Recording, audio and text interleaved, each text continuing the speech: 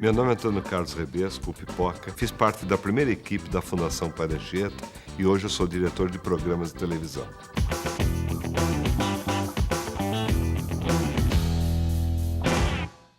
Eu era câmera na TV Globo, conheci lá o engenheiro René dos Santos, que veio para cá montar a TV Cultura, e ele me chamou. Era fascinante a possibilidade de trabalhar numa televisão diferente.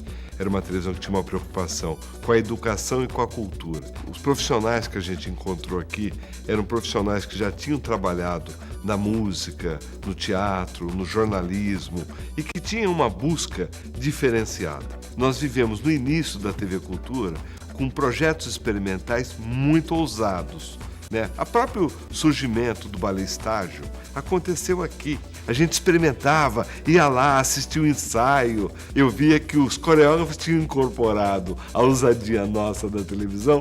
Eles já não pediam o desenho da coreografia, eles pediam os detalhes que a gente buscava. Houve uma troca. Era aquela inquietação do jovem formando, que quer fazer diferente, que quer pôr uma câmera num lugar novo, que quer editar de uma forma transgressora. E isso a TV Cultura sempre foi diferente.